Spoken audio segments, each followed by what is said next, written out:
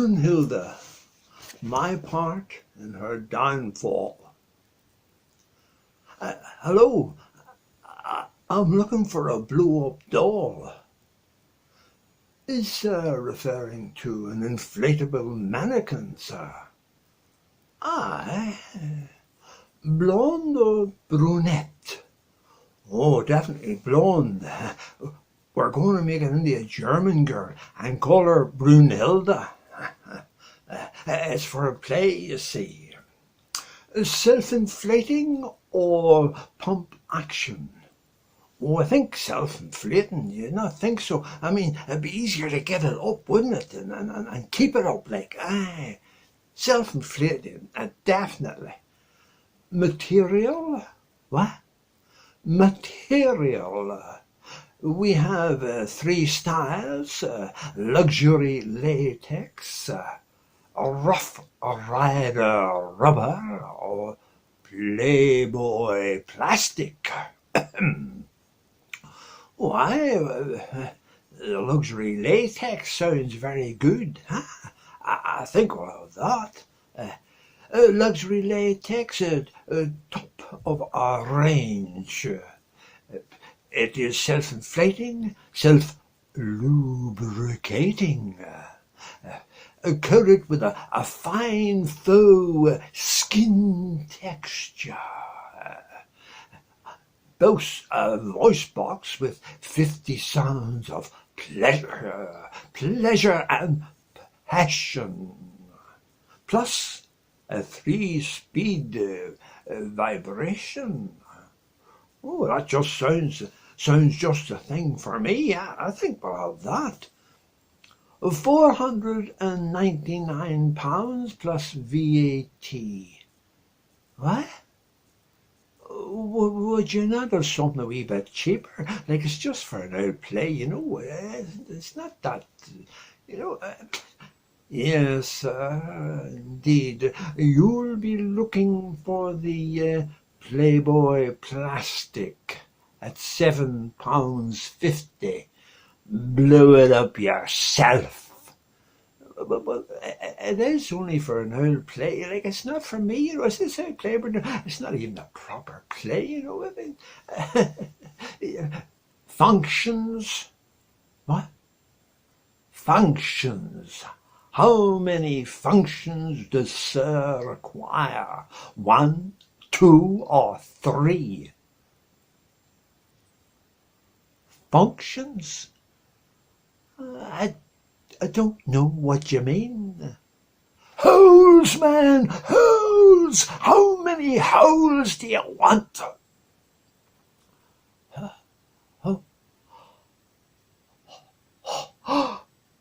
Holes? You got me all wrong. I'm not that sort of a person. I wouldn't dream of doing anything like that. I mean, I'm a married man, for heaven's sake. No holes. I don't want any holes at all. None. No holes whatsoever. And how does Sir intend to inflate the mannequin?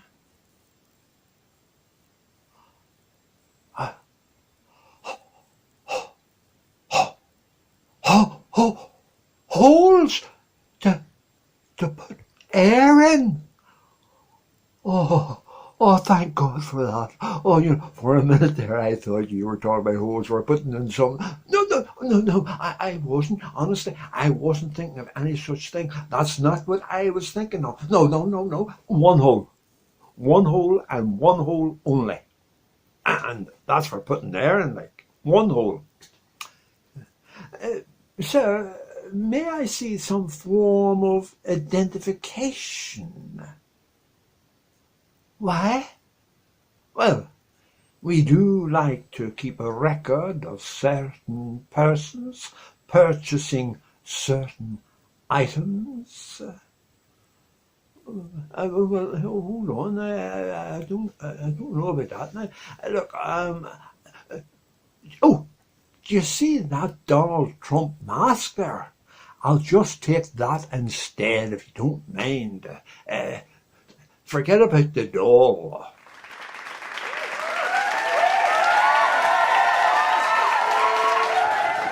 Hello, I'm reading an excerpt from this book, Days Without End by Sebastian Barry, one of my favourite books. It's set in the 1840s in America, and it's about two boys initially, John Cole and Tom McNulty, who met when they were 13 and 14 years old, both homeless, both alone and destitute.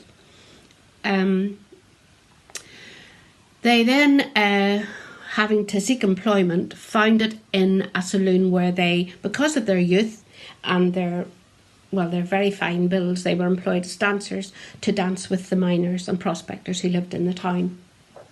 They did that until, their age and their size began to impinge and it wasn't really feasible anymore. So they joined the army and stayed there until John's health deteriorated and they had to leave.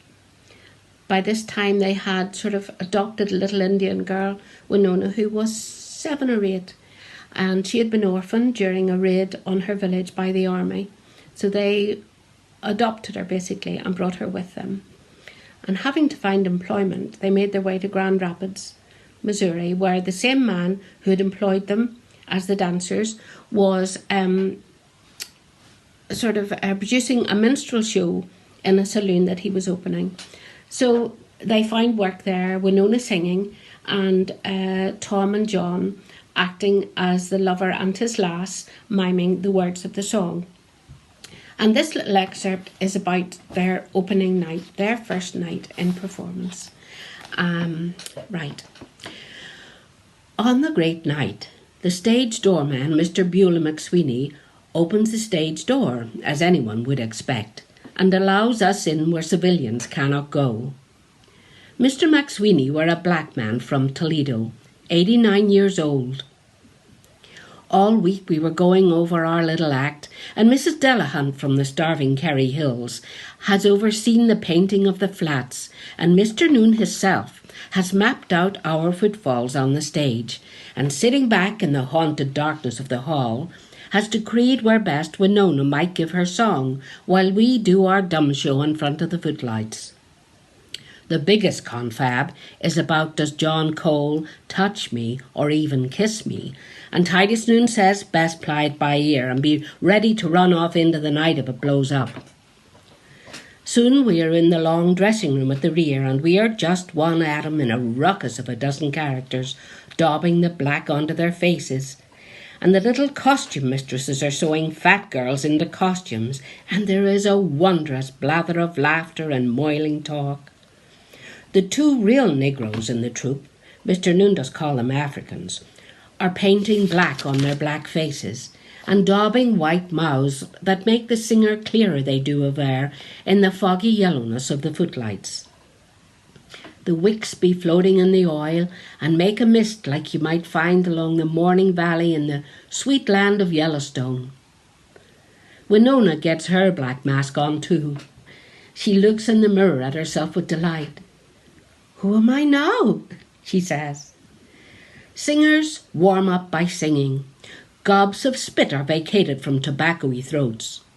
The comic girls sit before their mirrors and practice their faces, pulling them into queer states. Out on stage, soon we hear the first skits going over the footlights like crates of delicious apples. We can hear the roar like a river from the crowd and the sudden pitch into silence, and then the roar again like the river was plunging down a falls.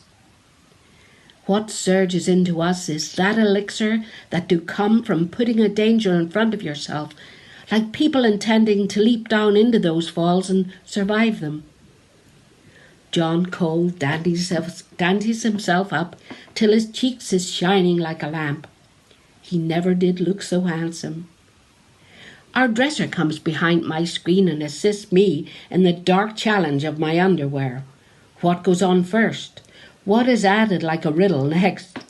The stays and the corset and the bosom holder and the padded arse and the cotton packages for breasts and the soft underblouse and the petticoats and the dress itself as stiff as a cotton board.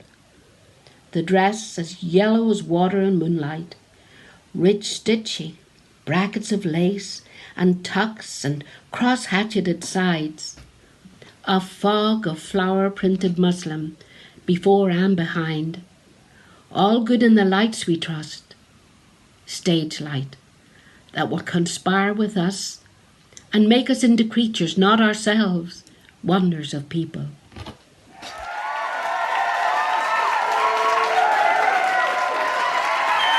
I'm normally a social girl. I love to meet my mates. But lately with this virus here, we can't go out the gates. You see, we are the oldies now. We need to stay inside. If they haven't seen us for a while, they'll think we've up and died.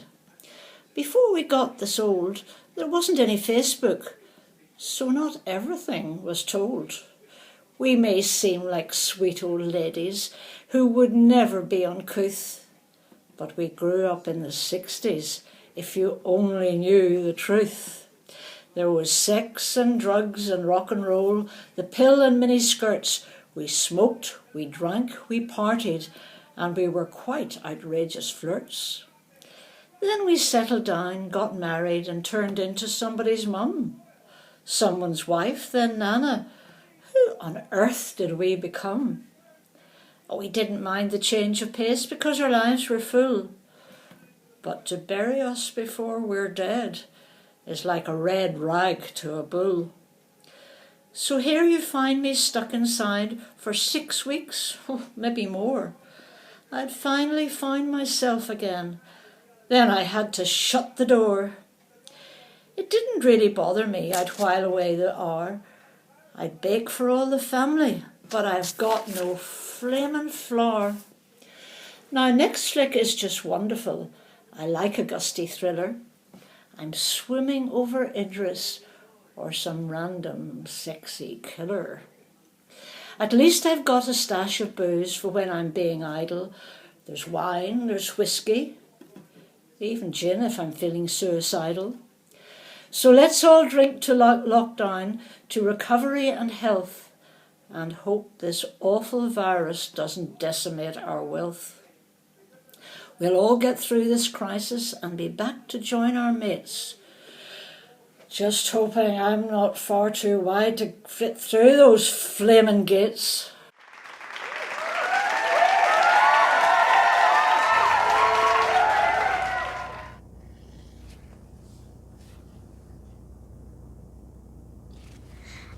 Hello there, boys and girls. My name's Brian, but shh, don't tell boys we're having summer theatre because we're in big trouble if he finds out. But anyway, let me grab my dear friend Mark. Mark! Oh, Mark! Aren't you coming?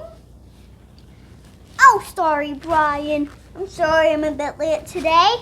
But anyway, I'm Mr. Brian,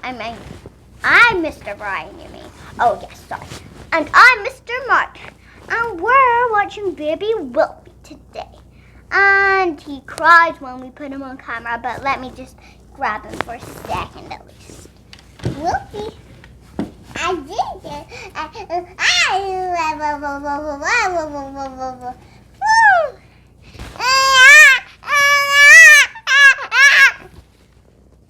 Told you. Anyway, I'm going to the shop and yeah, Mark, you're in charge of Wilby. Bye! What? No! And I just did all that over the camera. Anyway, oh my gosh, I just did that in front of camera. But anyway, why do I keep doing it? I'm going to go get Baby Wilby now. Wilby,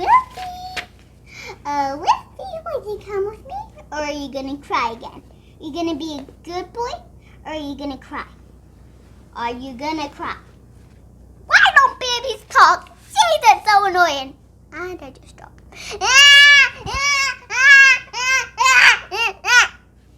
I should be on the treetop, underneath the moon and underneath the sun. I don't know this poem anymore. So goodbye, E-O. Debbie, I need your help. And so do I, Mark. Yes, Debbie, you can go first. Thank you. So what are you going to have tomorrow for your breakfast order? Oh, and by the way, many people are coming! Oh my, geez, Debbie, that's it. Stay here. Just drop Wolfie and I don't care. Is he doing? Oh, by the way, hi, I'm Debbie. I'm Debbie McKeon. Debbie Jimmikin. At least I think. I have no idea. Hey, Debbie. Uh-huh. Oh. Yes! That feels so good. Anyway. Oh, I think my dear friend Rick might be coming.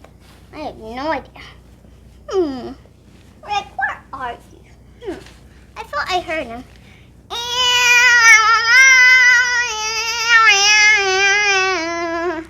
What was that noise? It sounded like a guitar.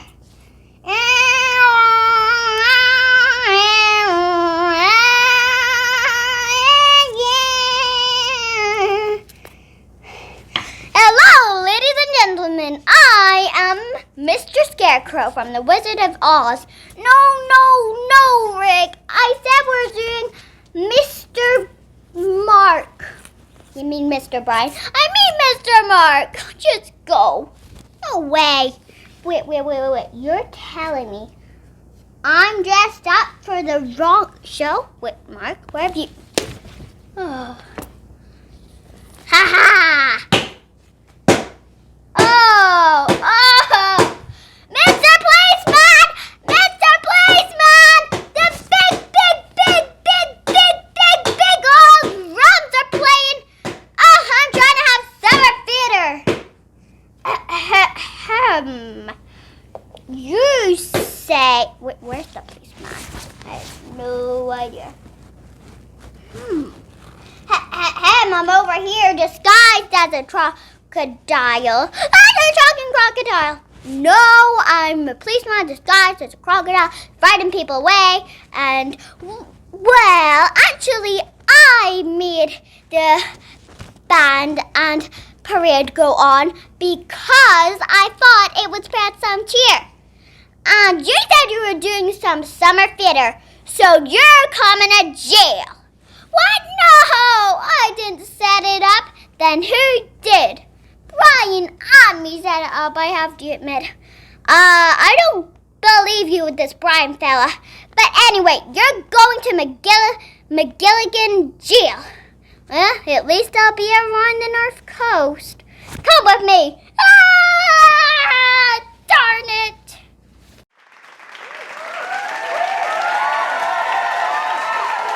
So this is just a wee song for Vicky and Crow Dog and the rest of the kids. And I thought I would just record it now because Zoom didn't work for us earlier. So this is Kathy's song and I'm going to do it. Here it goes.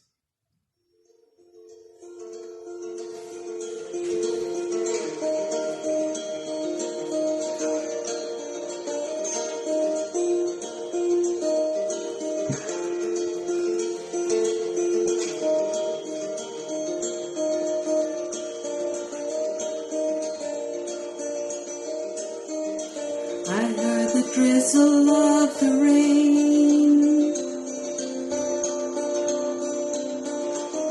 like a memory it falls, soft and warm continually,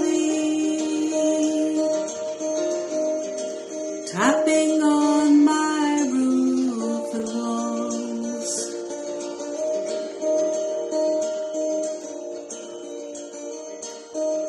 My mind's distracted and confused. My thoughts are many miles away.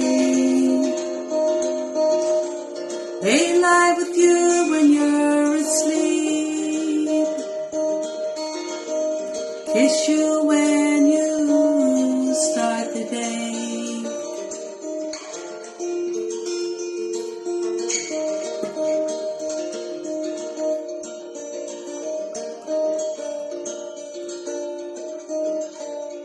And as I watch the drops of rain weave their weary paths and die,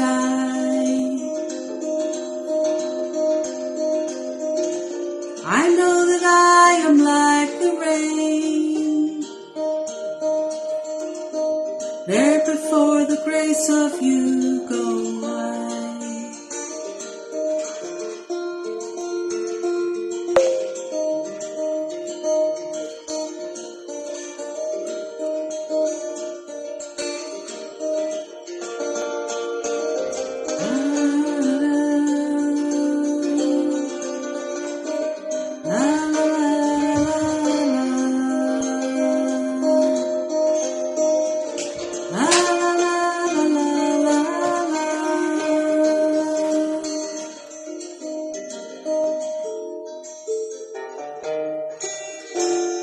Love you, Vicky and Crow.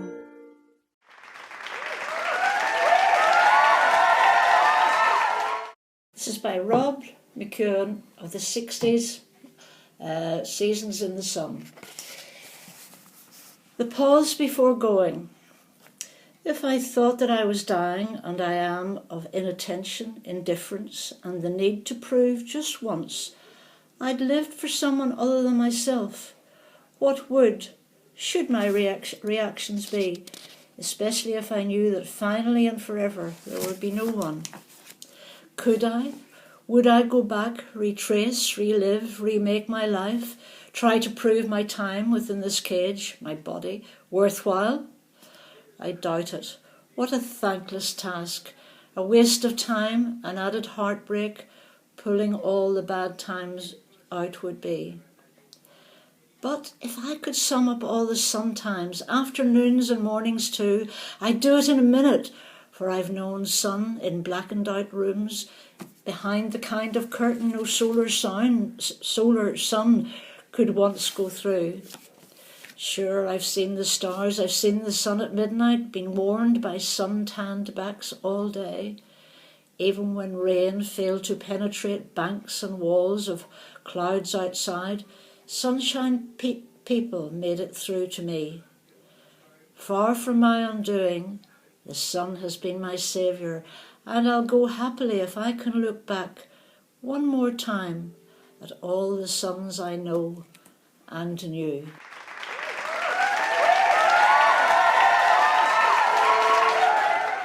The day the letter arrived, I was due in court on the intricate case of Melchett versus the Vatican, which was coming to a delicate and potentially explosive stage. The letter then came as a welcome diversion, and I tipped the delivery boy out of the window with more than ordinary generosity. Even then, I fancy I gave a momentary shudder as I unfolded the letter, but it was a cold morning, and in accordance with Mr. Tulkinghorn's instructions with regard to Melchett versus the Vatican, I was naked. The letter read as follows. If Mr. John Lawson Particle will travel immediately to Transylvania as the honoured guest of Count Dracula to personally advise His Excellency on a matter of great legal delicacy, Mr. Lawson Particle will be handsomely remunerated. He is to bring on his journey no garlic, no crucifixes, no wooden stakes. Neither is he to look up in a dictionary the word vampire. It seemed innocent enough.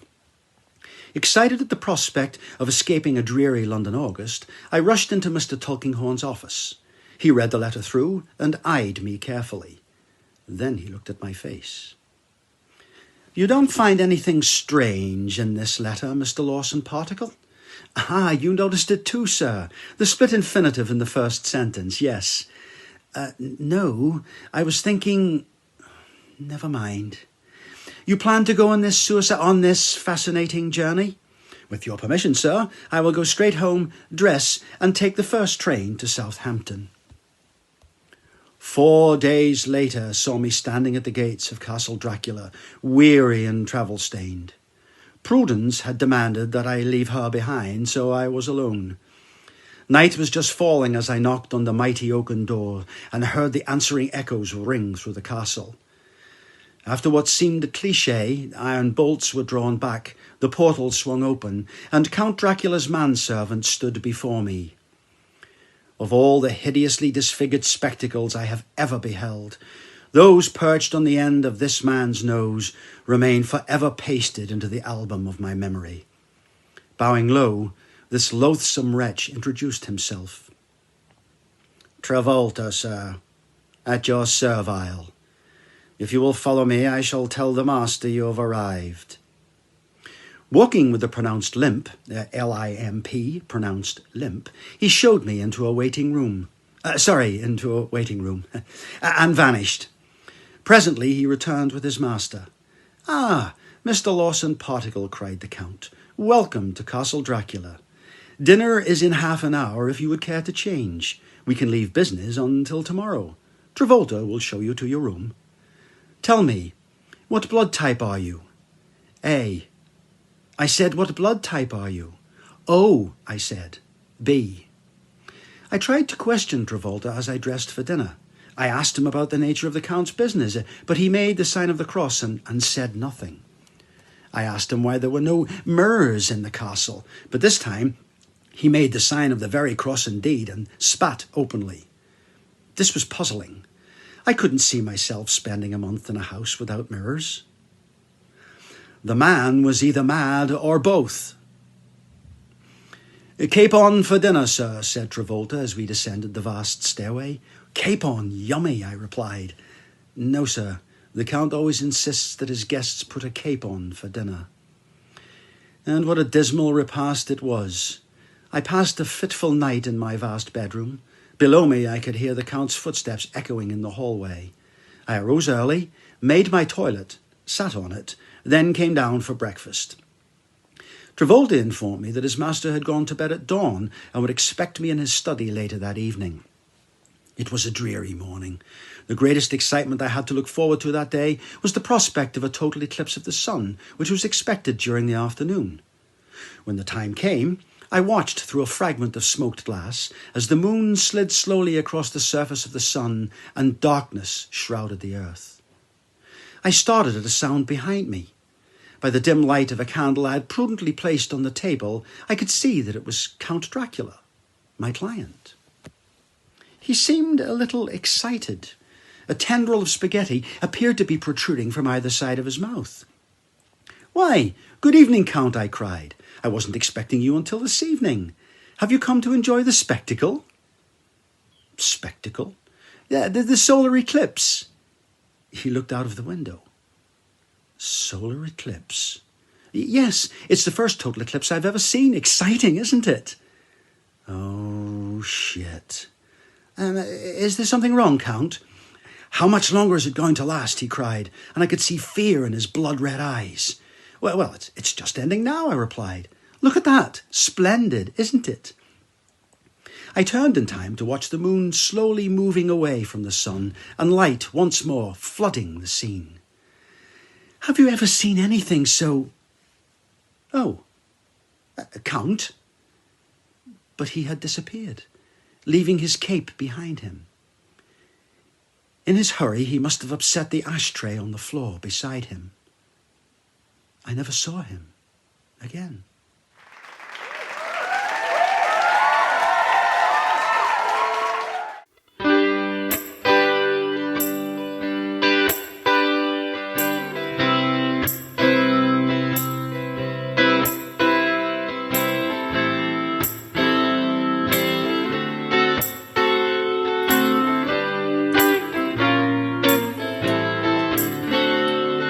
A heart that's full up like a landfill, a job that slowly kills you, bruises that won't heal.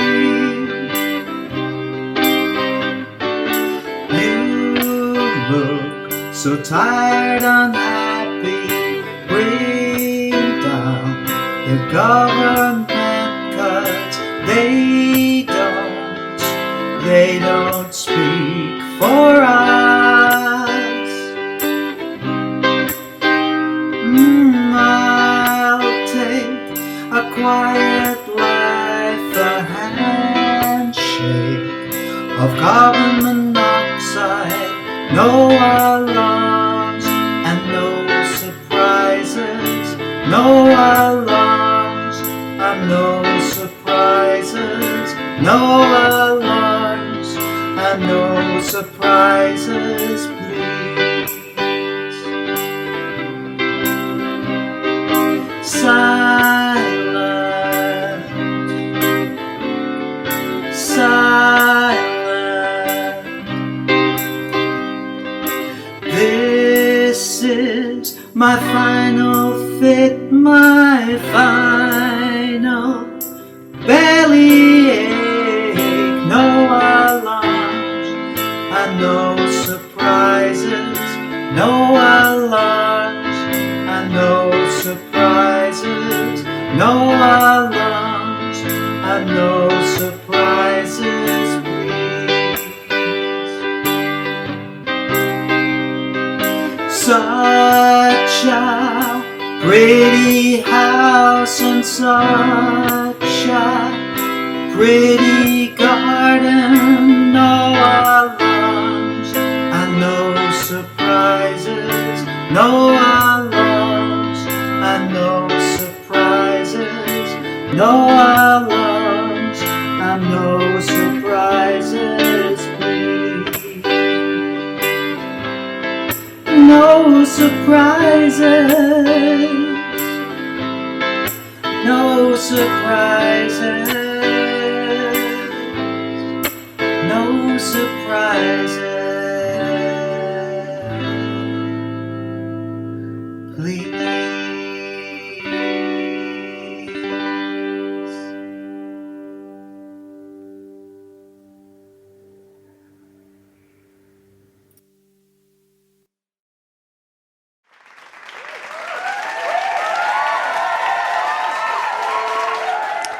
A week ago today, I went to soccer with a girlfriend. Well, she's a girlfriend when her husband's not about. Well, I knew it might be risky and that anything might happen if he suddenly came home and found us out. Still, we went back to her place and we polished off the gin. And then she said, "My husband's listening at the door." I said, "Let that bugger listen. Come on, give us one more kiss. If he comes in, I'll smash him in the jaw." Just then, the door opened widely with a crash, as he stood there like a giant, as he twirled his huge moustache. He said, "What was that you said?" I said, "Who said?" He said, "You said." I said, "Me." He said, "Yes, you." He said, "I really ought to kill you." I said, "Kill who?" He said, "Kill you." I said, "Me." He said, "Yes, you." I said, "But how?" He said, "You'll see." I said, "But you would hang for murder." He said, "Who would?" I said, "You would." He said, "Me?" I said, "Yes, you." He says, "You're right." He said, "I'll have to think it over." I said, "What?" He said, "What you said." I said, "Yes, well, I'll be going now. Good night."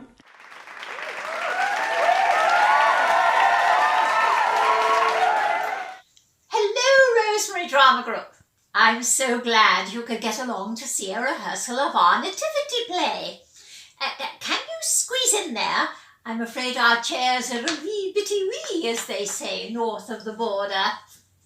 Now then, children, we are going to start our rehearsal. Where's my Mary and Joseph? That's right, Shirley. Take Dennis by the hand and come and sit nice and quietly on this bench in the middle. Don't drag him. He'll come if you leave him alone. Don't hit each other. Mary and Joseph were friends. Now, who are my wise men? You're a wise man, aren't you, Geoffrey? Oh, aren't you? What are you then? Oh, you're a cattle, are you? And you are going to Low. Splendid! Won't you go over to Miss Bolting, will you, please? Miss Bolting, you're organising the animals and the angels. Here's one of yours. Now, my wise men, here, please. Billy, Peter, and George. And George, wise men never do that. Now, my kings, please.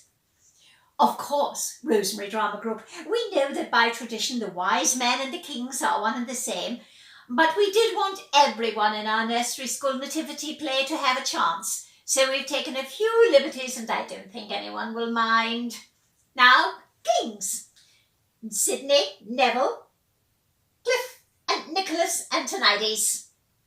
4 kings, I'm afraid. We happen to have 4 lovely crowns, so it seemed a pity not to use them. Sydney, put your crown on straight, please. Not over one eye. What have you got under your jersey? That's not the place for a hamster, is it?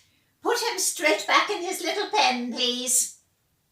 Sydney, which hamster have you got? Paddington or Boris Johnson? Well, who's got Paddington? Neville, put him back at once. Poor Paddington and Boris Johnson. It isn't very Christmassy for them underneath your jersey. Sydney, I think it serves you right if Boris Johnson bit you. Don't bite him back. Because he's smaller than you. Are you bleeding? Then don't make such a fuss. Cliff, put your crown on, please. It's too big. Let's see. Oh, yes, it is. Where are you? Oh, there you are. You can manage a big crown, Nicholas, can't you? If you change with Cliff, you've got just the ears for it. I think if you pull your ears down a bit, that will hold it up, and lean back a bit, that's it. Stay like that, dear. Don't move. Wise men and kings, don't muddle yourselves with each other. Now then, shepherds. Jimmy, you are the first shepherd. You are not a racing car. Yes, Caroline, you are a shepherd. No, dear, you can't wear your little Bo Peep costume because there aren't any little girl shepherdesses in our play. They're all boy shepherds, and you are a girl being a boy shepherd. Yes, it is rotten, but you'll just have to settle for it. I think if you are very good, perhaps you can wear a lovely grey beard. Wouldn't that be fun? George, what do wise men never do? Yes. Jimmy, do you remember what you see up in the sky? Something lovely, isn't it? No, not a baby. Try again. It's a lovely silver star, and you are going to put your hand up and point to it. And what are you going to say when you do that? No, Sydney, he isn't going to say, please may I go to the bathroom? Children, that is not funny. It's a perfectly natural function, and one might as well get used to it. Come on, Jimmy, you are going to say, behold, aren't you? Yes, you are, dear. You said it yesterday. You'd rather say it tomorrow? Oh, perhaps you're right. We have broken the back of the play, so you may as well get ready to go home. Hand in your crowns gently, please. No, Sydney, you can't wear your crown home on the bus. I hope it will be all right on the night. But you know, Rosemary Drama Group, I think perhaps next year we might just do with a Christmas card.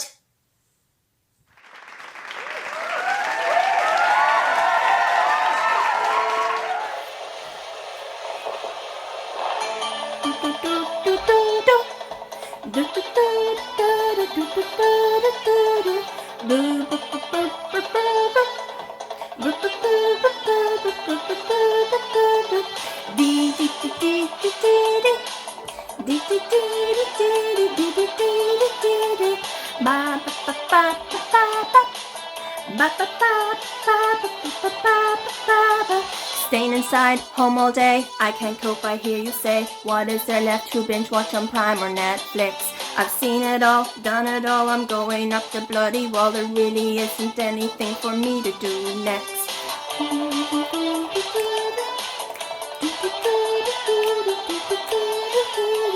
Did you know I can sew? Mom was shocked she didn't know. I pretended all this time I didn't have a bloody clue. She said to me, oh I see, why did it all come to me? Sorry Mom, but you were free and I was so busy. We didn't start the virus, and it won't surprise you, it was stupid China.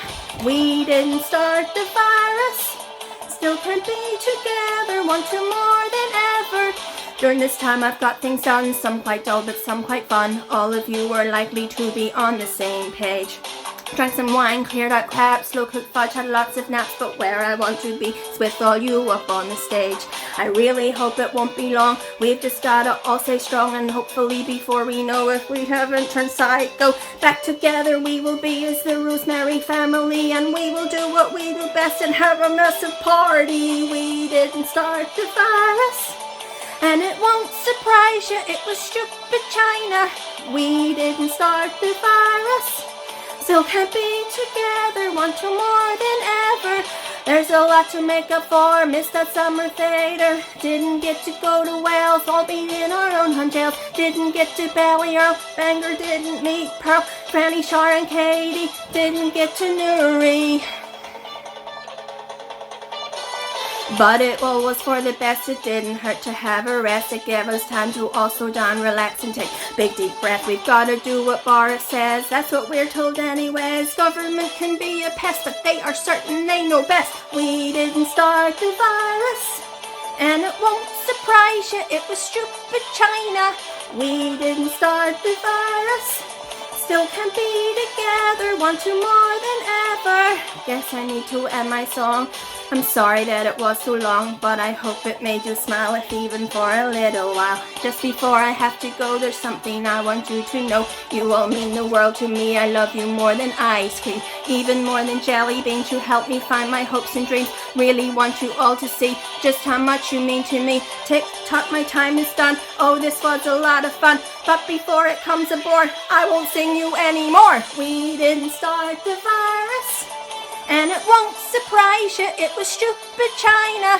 We didn't start the virus, still can't be together, want to more than ever.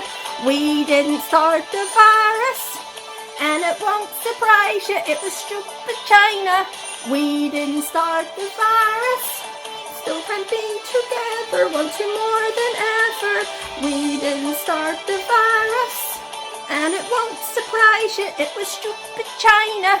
We didn't start the virus, still can't be together, want to more than ever.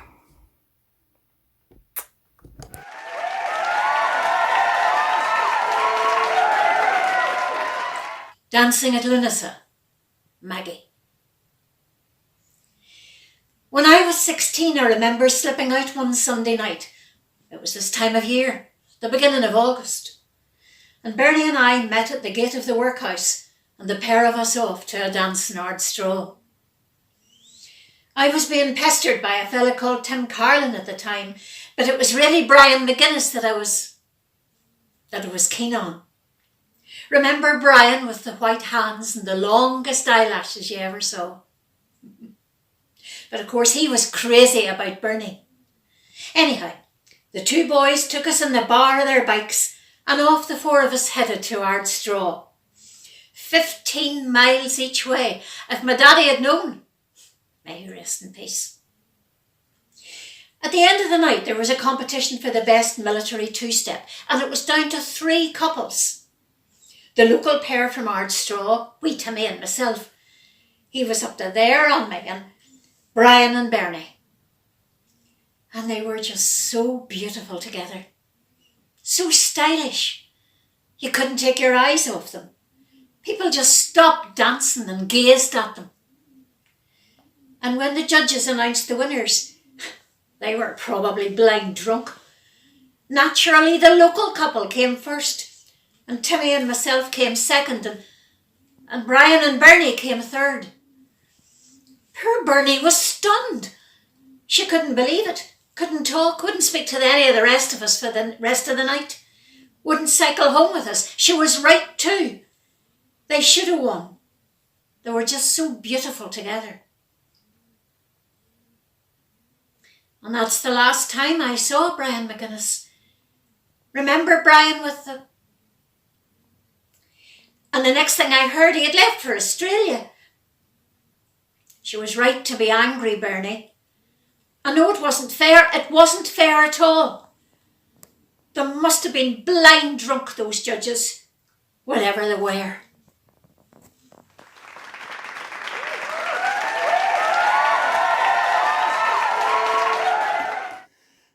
Hi Rosemary, this is Enid, and I'm going to have another wee blast at Moosey Den, or You might know it as the Wooden Heart, but it's an old German folk song, and this is me playing it on the French horn.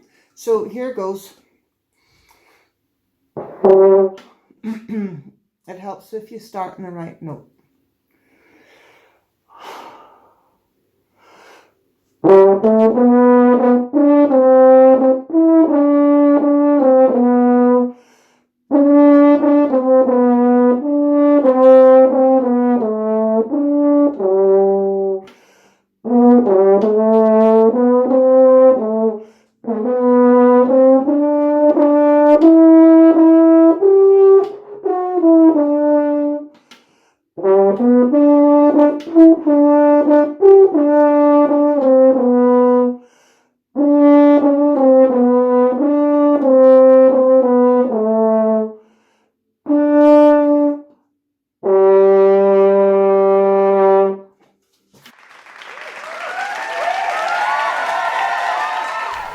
There's a famous seaside place called Blackpool that's noted for fresh air and fun, and Mr. and Mrs. Ramsbottom went there with Albert, their son. A grand little lad was their Albert, all dressed in his best, quite a swell. He'd a stick with a nose's head handle, the finest that Woolworths could sell. They didn't think much to the ocean, the waves they was fiddling and small. There were no wrecks, no biddies drowned, in fact nothing to laugh at all. So seeking for further amusement, they paid and went into the zoo, where they'd lions and tigers and camels and old eagle and sandwiches too. There were one great big lion called Wallace. His nose were all covered with scars. He lay in a somnolent posture, with the side of his face to the bars. Now Albert had heard about lions and how they were ferocious and wild, so to see Wallace dying there so peaceful, well, it didn't seem right to the child. So straightway the brave little fellow, not showing a morsel of fear, he took his stick with the horse's head handle and pushed it in Wallace's ear.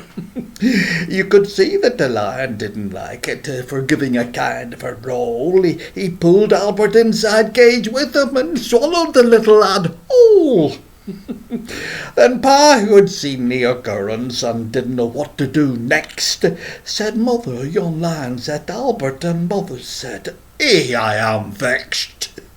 So Mr. and Mrs. Ramsbottom, quite rightly, when all's said and done, complained to the animal keeper that the lion had eaten their son. The keeper was quite nice about it. He said, "What a nasty mishap. Are you sure it's your lad he's eaten?" And Papa said, "Am I sure there's his cap?" Then Mother said, "Right's right, young fella. I think it's a shame and a sin for a lion to go and eat Albert and after we'd paid to come in." The manager wanted no trouble, so he took out his purse right away and said, "How much to settle the matter?" And Pa said, "What do you usually pay?" But Mother had turned a bit awkward when she thought where Albert had gone. She said, "No, someone's got to be summoned." So that was decided upon. Round they went to the police station in front of a magistrate chap. They told him what happened to Albert and proved it by showing his cap. The magistrate gave his opinion that no one was really to blame. He said that he hoped the Ramsbottoms would have further sons to their name. At that Mother got proper blazing, and "Thank you, sir, kindly," said she. "What waste all our lives raising children to feed ruddy lions? Not me."